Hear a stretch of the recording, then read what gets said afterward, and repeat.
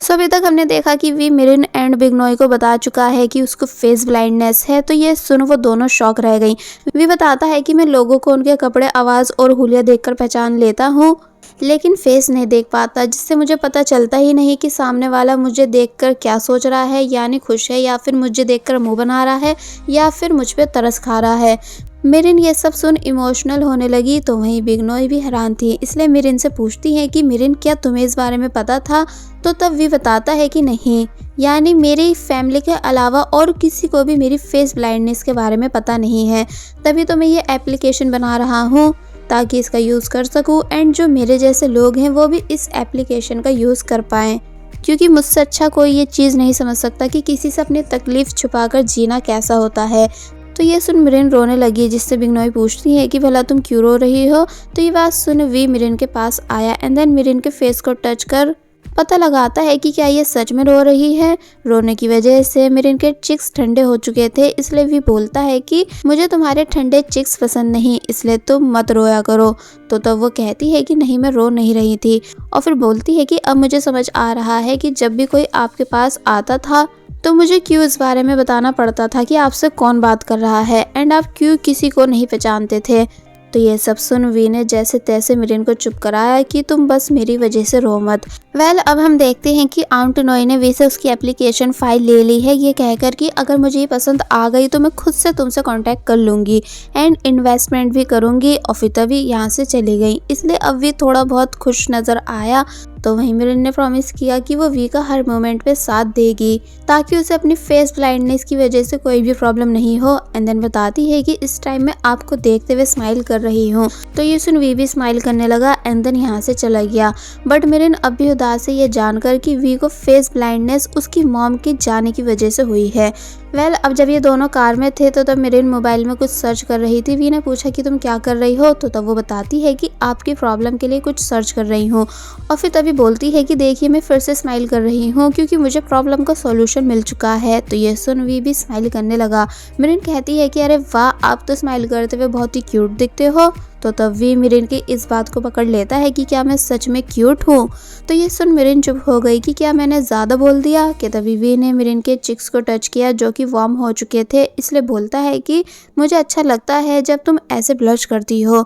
तो ये सुन मिरिन कहने लगी कि आप प्लीज़ ड्राइविंग पर ध्यान दो, और फिर बाद में मन ही मन बहुत ही ज़्यादा खुश होने लग जाती है क्योंकि अब आई थिंक वो वी को लाइक करने लगी है। कि तभी मिरिन का घर आ गया, जहाँ जाने से पहले मिरिन बोली कि अब हमें बिगनॉय के आंसर का 3 दिन तक वेट करना होगा, पर अगर वो मानी नहीं तो क्या आपके पास दूसरा कोई ऑप्शन है? तो तब वी कहता है कि नहीं, क्योंकि अगर वो मेरी एप्लीकेशन को रिजेक्ट कर देती है तो फिर इसमें मेरी ही कुछ ना कुछ मिस्टेक होगी, इसलिए फिर मैं सिर्फ अपनी एप्लीकेशन को इम्प्रूव करने की कोशिश करूँगा। मिरिन बोलती है कि ओके, और फिर वी को बाय कर यहाँ से चली गई। लेकिन वापस घर आकर उसका ध्यान वी पर से जा ही नहीं रहा था, यानी वो बार बार सिर्फ वी के ही ख्यालों में खोई हुई थी, जिसके इस बिहेवियर को उसकी ग्रैंड मदर एंड मॉम भी नोटिस कर लेती हैं। इसलिए मॉम बोली कि आखिर तुम किसके बारे में सोच रही हो? तो वो कहती है किसी के नहीं, और फिर बिगनॉय के बारे में बताने लगी कि हमारी पुरानी कस्टमर आंट नोई कोई नॉर्मल लेडी नहीं बल्कि बहुत ही बड़ी इन्वेस्टर है। तो तब ग्रैंड मदर ने बताया कि हमें पहले से इस बारे में पता है, तभी तो मैं तुमसे हमेशा कहती थी कि आंट नोई जैसा बोल रही हैं वैसा करो, साथ ही वो तुम्हारी मॉम की पुरानी और अच्छी दोस्त भी हैं। तो ये सुन मिरिन और ज़्यादा सरप्राइज हुई कि क्या सच में ऐसा है। बट मॉम मिरिन से चुपचाप खाना खाने को कहने लगी, और फिर जब वो बाद में मिरिन के साथ किचन में थी तो तब पूछती है कि वैसे क्या तुम कहीं अपने बॉस को लाइक तो नहीं करने लगी हो? मिरिन बताती है कि नहीं नहीं मॉम, ऐसा नहीं है, और वैसे भी उन जैसा इतना रिच पर्सन मुझ जैसी लड़की को क्यों पसंद करेगा।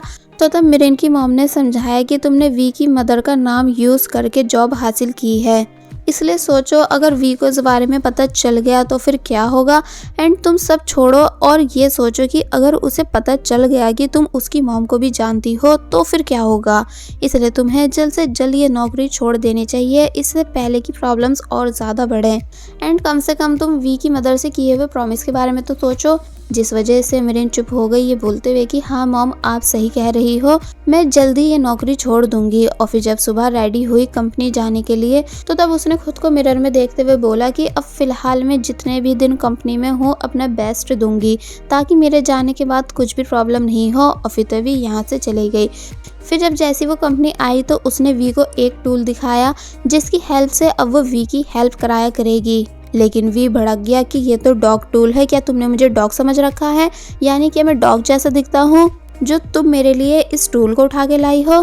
तो तब पहले मिरिन ने जैसे तैसे वी को शांत कराया एंड देन बताया कि इसकी हेल्प से मैं आपको ये बता सकती हूँ कि आपको कब स्माइल करना है, क्योंकि आप एक बिजनेसमैन हो, इसलिए बिजनेस में बहुत इंपॉर्टेंट होता है हंस के बात करना। इसलिए जब भी कोई आपसे स्माइल करके बात करेगा तो तब मैं एक बार इस टूल को प्रेस करूंगी जिसकी आवाज़ सुनते ही आपको भी स्माइल करनी होगी।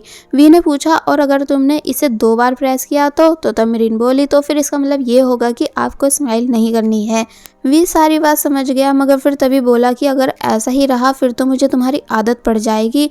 तो तब मिरिन बोली कि नहीं नहीं, ऐसा नहीं है, मुझे जब भी कभी यहाँ से जाना होगा तो मैं आपकी न्यू सेक्रेटरी को सब समझा जाऊंगी और ये भी कि हॉट चॉकलेट कैसे बनाते हैं, फिर तो आप परेशान नहीं होंगे ना। तो ये सुन वी उठ के खड़ा हो गया एंड देन बोलने लगा कि पर लेकिन मैं तुम्हें निकालूंगा क्यों? यानी अब तो हमेशा तुम ही मेरी सेक्रेटरी रहने वाली हो, इसलिए खबरदार अगर तुमने कहीं भी जाने का सोचा।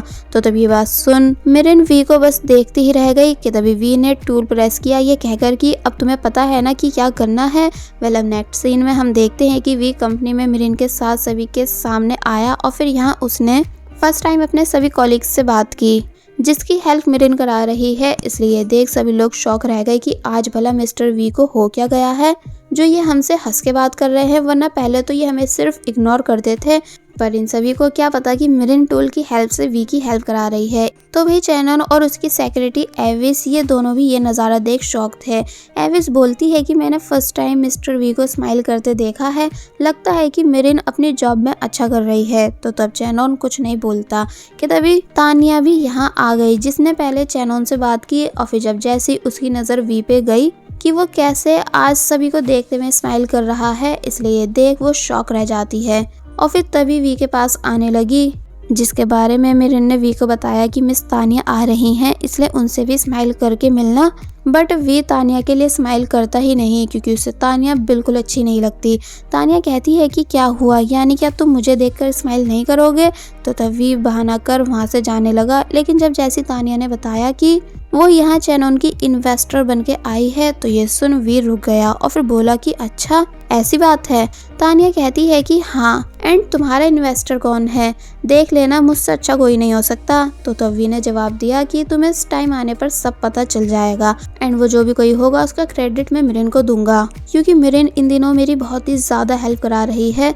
तुम दोनों की भी टीम अच्छी है एंड मिरिन और मेरी भी। और फिर तभी मिरिन का हाथ पकड़ उसे अपने साथ लेकर जाने लगा जो सब देख तानिया को बिल्कुल अच्छा नहीं लगा, इसलिए वो गुस्सा करती है ये बोलते हुए कि तुम्हारी कंपनी को इन्वेस्टमेंट के लिए जितना पैसा चाहिए मैं देने के लिए तैयार हूँ, बस पहले इस मिरिन को कंपनी से निकलवाओ क्योंकि मुझे ये बिल्कुल पसंद नहीं। और फिर तभी गुस्से में यहाँ से चली गई बिना चैनन की कोई बात सुने। पहले नेक्स्ट सीन में वी एंड मिरिन डिस्कस कर रहे हैं कि 3 दिन हो चुके हैं एंड कल फाइनल मीटिंग है, पर आंट नोई ने अभी तक कोई आंसर नहीं दिया, इसलिए क्या हम उन्हें कॉल करें? बट वी मना कर देता है क्योंकि वो ऑलरेडी आंट नोई को कॉल कर चुका है बट वो आंसर नहीं दे रहे, इसलिए कहता है कि अब हमारे पास और कोई ऑप्शन नहीं सिर्फ वेट करने के। तो ये सुन मिरिन परेशान होने लगी कि अब भला कल क्या होगा।